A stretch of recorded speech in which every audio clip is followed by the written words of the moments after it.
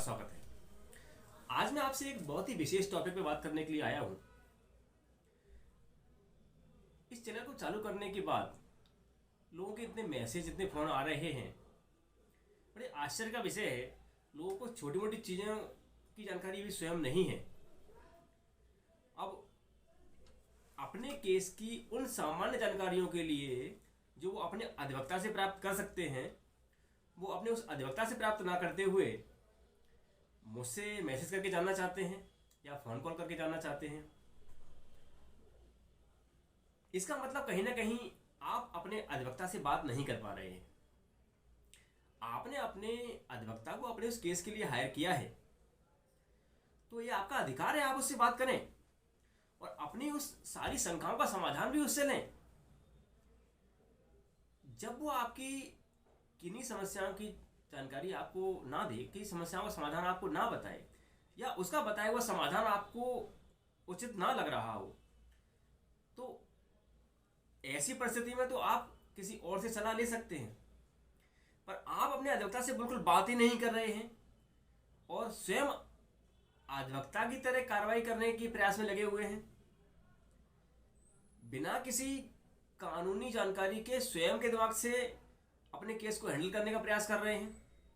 यह आपके लिए बहुत ही घातक हो सकता है।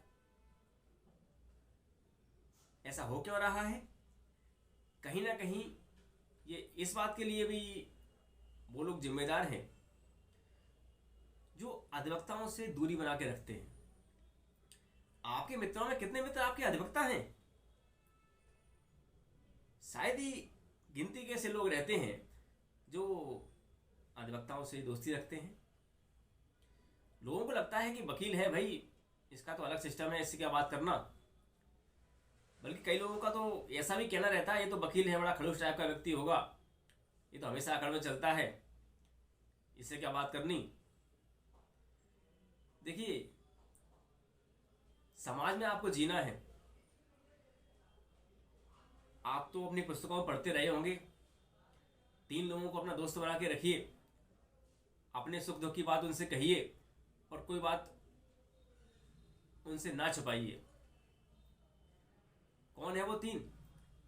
ग्रामीण परिवेश में उन तीनों को भगवान के समान दर्जा दिया जाता है।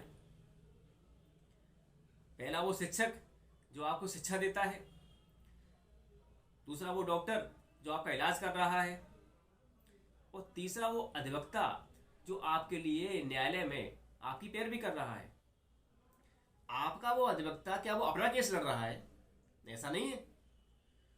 वो न्यायालय में आपके प्रतिनिधि के रूप में अपनी बात रख रहा है।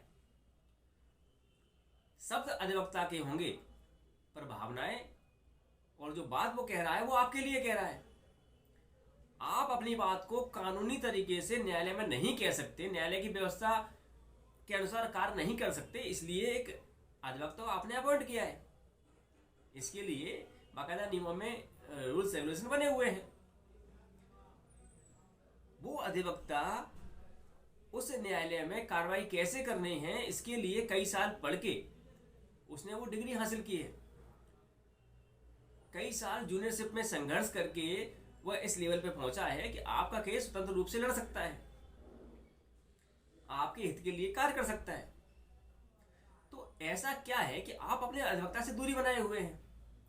अपनी जो पक्ष की बात है आप उससे कर ही नहीं रहे। रीजन क्या है इसका? जो सामान्य तौर पर दिख रहा है वो ये है कि आपको लगता है आपका अधिवक्ता है, या उससे आप बात करोगे तो पैसे लेगा। अगर आपका अधिवक्ता आपसे अपने किसी सलाह मशवरे या कार्य के लिए फीस की मांग करता है, तो आप उससे बचना क्यों चाहते हैं? अधिवक्ता अपनी फीस के लिए तो काम कर रहा है। अगर आप सोचते हैं कि उस अधिवक्ता से हम कुछ फ्री में ही काम करा लें, फ्री में काम तो समाज में कोई नहीं कर रहा। वो व्यक्ति भी अपने जीवन यापन के लिए उसी व्यवसाय पर निर्भर है। अब आप उसको बाईपास करते हुए कहीं और से सलाह मशवरा लेके अपनी कार्रवाई को अंजाम देना चाहते हैं, इसके परिणाम आपके लिए घातक भी हो सकते हैं। कोई छोटा सा काम है, सामान्य तौर पर देखने में आता है कि छोटा सा कई बार काम होता है और सामान्य व्यक्ति कहता है अरे इसके लिए वकील साहब के पास क्या जाना है, ये तो हम खुद ही कर लेंगे। वो करता भी है, चाहे प्रॉपर्टी की रजिस्ट्री हो, चाहे कोई थाने से संबंधित काम हो। प्रॉपर्टी की रजिस्ट्री के लिए वो रजिस्ट्रार कार्यालय में बैठे हुए टाइपिस्टों के पास पहुंच जाता है। कोई थाने के लिए आवेदन लिखना है तो वो उन टाइपिस्टों के पास जाता है, सोचता है यार टाइपिस्ट तो 20 रुपए में आवेदन लिख देगा हमारा, इसी से हमारी कार्रवाई चालू हो जाएगी। पर मेरे भाई, वो 20 रुपए का टाइपिस्ट जो भाषा उसमें लिखेगा, जो बात आपकी उसमें लिखेगा, वो 20 रुपए वाली ही होगी। उसका कोई लाभ आपको नहीं मिलेगा, लेकिन हानि जरूर होगी।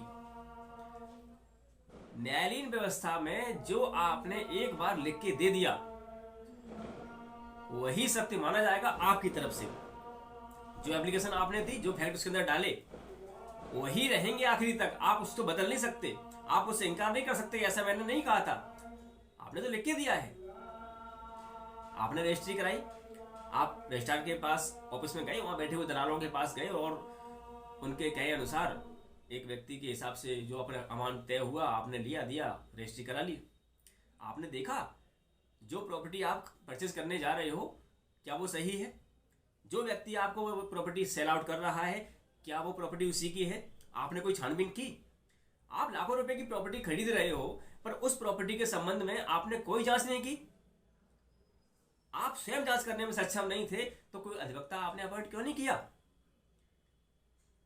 आपको लगा अधिवक्ता के पास जाएंगे, वो अपनी फीस डिमांड करेगा। वो 15 से 20-50 लाख की प्रॉपर्टी आप जो लेने जा रहे हो, वो 15-20 लाख रुपए आपने क्या रास्ते में पड़े आपको मिले थे? आपकी मेहनत का पैसा था। उस मेहनत के पैसे के लिए क्या आप अपने 2 से 5 हजार रुपए की फीस खर्च नहीं कर सकते?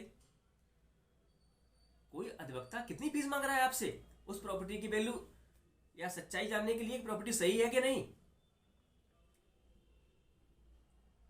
पर आपने प्रयास ही नहीं किया। क्यों प्रयास नहीं किया? आपको वो 2-5 हजार रुपए बचाने थे। उस 5 हजार रुपए की बचत की वजह से आपने कोई कानूनी कार्रवाई नहीं की।